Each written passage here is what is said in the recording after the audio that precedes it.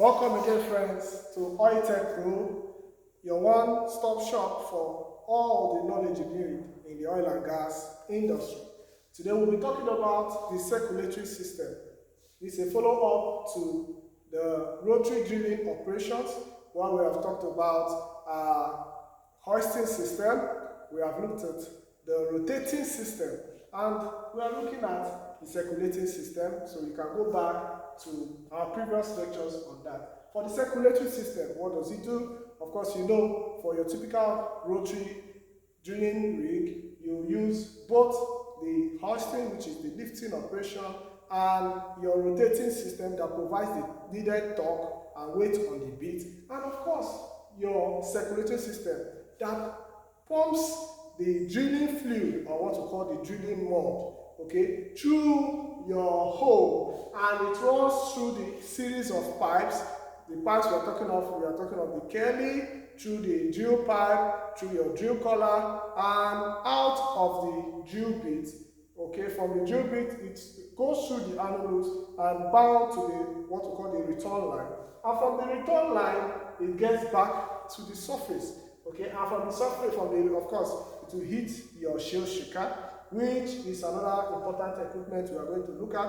And the shale shaker will separate the cuttings, and of course we separate the solids that was taken out from this formation and take it to the lab for further analysis on optimize, so we can be able to optimize our drilling operations and carry out effective drilling. Okay, we are going to look at some circulating equipment.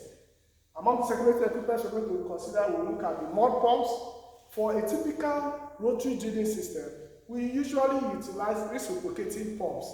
This could be either double acting pumps or single acting pumps. So the double acting are duplex pumps, and the single acting are usually triplex pumps, okay? Because they are more rugged and more dogged to suit our type of drilling operations. But most times we usually have backups, and most of the backups we have, because we don't want to get stuck in our operations, we can have some centrifugal pumps that are set as backups to ensure there is no hitches in our operation. We have what we call, from the drill pumps from our mud pits. At the mud pit, the mud engineer, okay, will formulate the drill mud. And when this drill mud is formulated, okay, we pump it from the mud pit. We pump through our drill through the stand pipes. Okay, the stand pipes are usually vertical in nature. Okay, and it will run through a very flexible pipe system, which is the rotary hose. Now, this rotary hose will link it into the Kelly. Okay, because the Kelly has an opening that receives the fluid, and it will flow from the Kelly through the drill pipes and through your drill collars down to your drill bit. And of course, the drill bit has what we call nozzles or openings, and it will flow carrying cuttings that have already been cut through your rotation and through your weight on bit, providing those cuttings, so it will smoothly take those cuttings, cleaning your hole and preparing it for further cutting, okay, for further drilling operation. Okay, so the drill fluid, we are going to look at it critically and all the functions it performs in our drilling operation. Okay, it performs majorly lots of function, like of course we've talked about removing of cuttings. It also ensures it provides a set of weight on the bit, and not just that, it also provides a hydrostatic pressure that counteracts the formation pressure from flowing into the formation, which will be very inimical to our drilling. And so that hydrostatic pressure provided by the mud or the drill fluid is very critical in our drilling operation. Okay, it does so many other things like cooling of our bit. Remember, as it is rotating, it is heating up, and so the drill fluid or the drilling mud helps to cool the bit and also lubricate the surface, okay, to prevent wear and tear of our entire drill bit, because of its teeth are usually iron or metallic in nature, so you need to lubricate it to prevent wear and tear of our system. It also does lots of things. So we're going to look at the drill fluid critically, and if time be, we're going to see how we can formulate a drilling fluid. We're going to do that practically in our lab, and then we're going to see how we can optimize our drilling bit, okay, and apply so many local processes to the drilling. And so we have our standpipes and our rotary hose that enables the flow of the fluid, and the mod return line, these cuttings that has been taken will come out through the annulus to the mod return line, down back to what we call the shell shaker.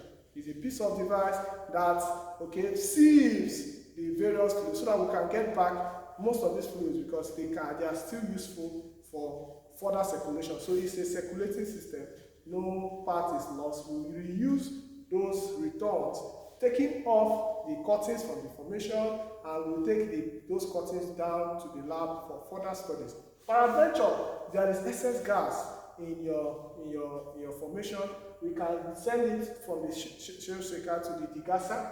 Okay, the degasser is a separation system or device that enables the extract the gas from the drill returns or the drilling returns, and then you have the desilter that sieves out some critical salts or seals that is not required for our mod formulation or in our mod, and then we have the desander that takes out this also coarse salts from the system, and of course from there it returns back to our mod pit, where the mod engineer will reformulate, and if need be, we can circulate. So the drilling fluid plays a lot of critical role, apart from well control, which it does by providing the hydrostatic. It can also be a way for us to be able to monitor what is happening within the system. If there is lost circulation, of course, you know your drilling fluid will be entering into the formation,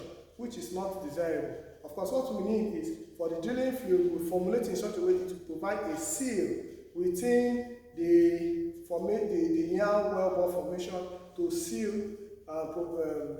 the formation and prevent seepage or infiltration of our fluid into the formation. So these are one of the functions that the drill fluid is supposed to do, not the other way around. So it's not supposed to be getting lost. And so if there is lost circulation in your drilling fluid, you have to reformulate it and ensure that it does not seep through the formation. Rather, it's supposed to provide a sort of seal, okay, a kind of seal on the walls of the formation, so as not to allow the drilling, our formation fluid, which is of interest, to get out, of course. So that is one of the functions. Another thing now, if you are expected to have almost equal volumes of what you sent into the ground up to at the surface. So if you are having too much return, that is high increase of drilling of fluid back to your mud pit, it will give you a signal that there's a likelihood of the formation fluid flowing together with your drilling fluid or your drilling mud, and that is not a desirable one. It is a signal that you are taking in a kick. So if the volume returns, the increase is very much or is high, it should provide a signal for any mud engineer, for any driller, to know that you are taking in a kick. And of course, you will now start the process of circulating out that kick.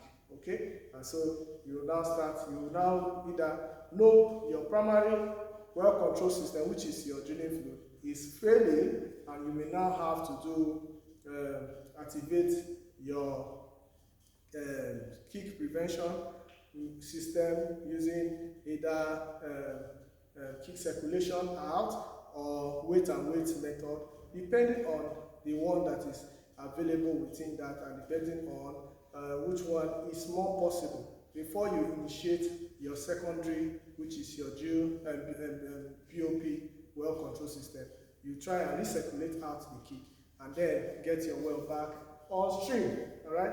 So join us in our next episode, where we shall be looking at another important system of operation or process in the rotary drilling system, okay, which we're going to be talking about the power system. Okay, that will be very, very interesting. Join us for the next class. In case you have not subscribed, subscribe on our YouTube channel, subscribe on our Facebook channel, and get more knowledge on critical aspects of the oil and gas industry. Catch ya!